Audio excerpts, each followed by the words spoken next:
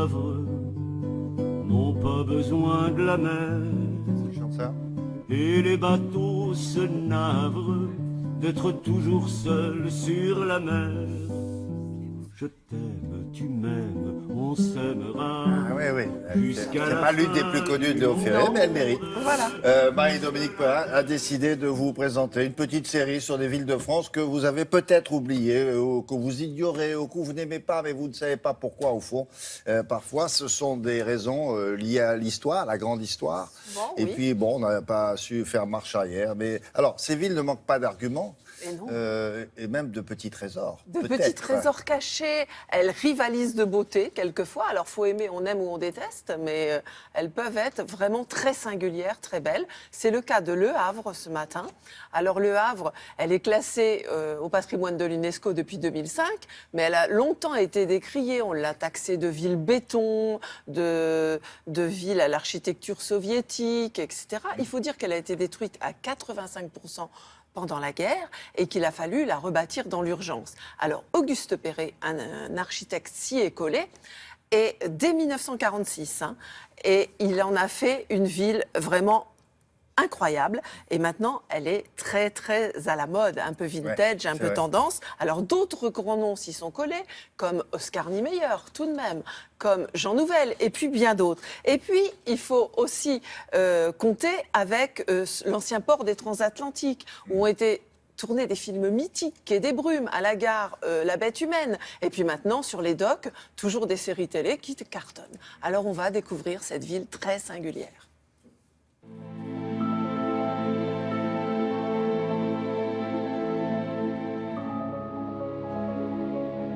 Alors l'histoire du Havre est assez mouvementée. D'abord, c'est une ville relativement jeune parce qu'elle date de la Renaissance. Elle a été créée par François Ier en 1517, bientôt 500 ans. Elle a été totalement rasée à la fin de la Seconde Guerre mondiale et donc reconstruite pendant une vingtaine d'années par l'architecte Auguste Perret. On a pris le pari de reconstruire avec du béton. Donc c'était pas un matériau local, c'est un matériau moderne.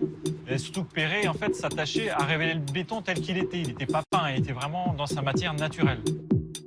Cette texture du béton a longtemps dérangé et elle est mieux comprise aujourd'hui avec notre regard peut-être plus jeune.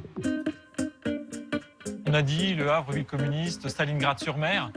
Bon, historiquement, tous ces éléments sont assez mal fondés puisque Perret n'était pas quelqu'un qu'on pouvait qualifié de communiste, bien au contraire. Niemeyer, lui, l'était ouvertement et c'est une des raisons pour lesquelles on a eu la chance de pouvoir l'accueillir au Havre, c'est qu'il avait des acquaintances politiques avec la municipalité. Le bâtiment d'Oscar Niemeyer a eu tous les surnoms. Volcan, centrale nucléaire ou pot de yaourt. Niemeyer évoquait plutôt la forme des cheminées, des grands paquebots transatlantiques, les voiles, le côté maritime.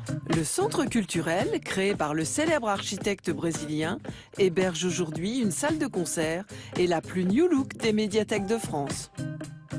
Clin d'œil encore à Niemeyer, l'hôtel Oscar, rénové dans le jus de l'époque.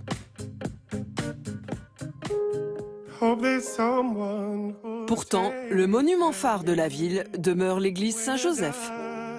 L'église Saint-Joseph constitue la dernière œuvre réalisée par Auguste Perret. L'église a été dédiée aux victimes des bombardements. Auguste Perret a travaillé avec un maître verrier, Marguerite Huret. Autant on a une vision assez rude d'extérieur, assez austère, autant en intérieur on a cette impression d'élévation et de couleurs assez magiques avec le soleil. Auguste Perret a fait du Havre un laboratoire d'architecture et d'urbanisme qui s'est prolongé dans le temps. Exemple, cet appartement témoin, aujourd'hui au top du vintage. D'autres noms sont venus s'inscrire dans le paysage architectural. Guy Lagneau pour le musée Malraux.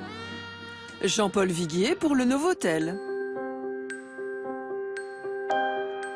Jean Nouvel, lui, a créé les bains des docks, en s'inspirant des bains romains. Design, ludique et sportif. Ici, on nage plus blanc. Avec de belles perspectives en prime, Le Havre respire l'air du grand large. En haut de l'affiche, c'est Doc. C'est une grande histoire d'amour, Le Havre et le cinéma, avec non loin d'ici le tournage de Quai des Brumes, la fameuse réplique entre Jean Gabin et Michel Morgan, tas de beaux yeux d'Huisset. Ça s'est poursuivi avec Jean Renoir et La Bête humaine. Plus proche de nous avec Gérard Houry et Le Cerveau. Et puis, sur le port, la série de Deux flics sur les docks pour un tournage de 2 nouveaux épisodes. C'est toi, Mahmoud Yamat? Oui, c'est moi. Et pour jouer les vedettes en ville, prenez rendez-vous avec un coiffeur dans le vent, Daniel Lecomte, quelques saisons au compteur sur les transatlantiques. Il coiffait sur le France, le monsieur. Il coiffait sur le France. Et il a toujours son petit salon. C'est un musée des transatlantiques. Et, mais c'est vraiment très rigolo. Alors, si vous consultez notre site internet, vous verrez l'agenda des manifestations, notamment l'exposition Eugène Boudin au musée d'art moderne. Et puis tout l'été, des portraits de stars sur la plage. Au musée Malraux, il y a une collection de Boudin extraordinaire. Extraordinaire. Oui, Avec- on n'a pas pu tout faire. Un mur entier de peinture de Boudin. Allez voir ça. Voilà. Et là, il y a une très belle exposition qui commence là, maintenant. Et puis ils se renouvellent très régulièrement au musée Malraux. C'est très bien fait ça. Bravo, merci beaucoup. Julia du Web vous propose ce matin un projet Made in France. Pourquoi il est si français que ça? Il est Made in France parce qu'il s'agit déjà d'un projet itinérant qui va traverser la plupart des grandes villes de France. Et puis il est Made in France parce que ce sont 2 jeunes Français qui sont à l'origine de ce projet. Ça s'appelle le Déco-Truck. Vous vous souvenez, on avait parlé de la tendance des food trucks, ces bus itinérants qui vont se balader partout puis qui vont vous proposer à manger, des spécialités. Chacun va spécialiser dans une sorte de nourriture particulière. Les food trucks, ça a été un énorme carton. Et bien, ces 2 jeunes architectes d'intérieur vous proposent de vous recevoir dans une sorte de speed dating de décoration. Vous venez avec vos plans, vos photos et vous avez 30 minutes de rendez-vous. Ça ne s'arrête pas là puisqu'ils auraient très bien pu s'installer simplement à Paris. Non, ils vont traverser la France entre 20 et 30 étapes dans toute la France. Vous allez pouvoir suivre leur itinéraire sur Internet. Alors, vous faites quoi? Pendant une durée limitée, vous leur demandez de décorer votre appartement, c'est ça? Pendant 30 minutes, vous avez un coaching déco. C'est-à-dire que vous arrivez avec vos documents, vos photos, vos plans et eux viennent vers vous et en même temps que vous allez vers eux pour qu'ils puissent vous conseiller. C'est un D'accord. Et vous conseil de payez. décoration. Exactement, c'est comme ça que ça se passe. C'est cher.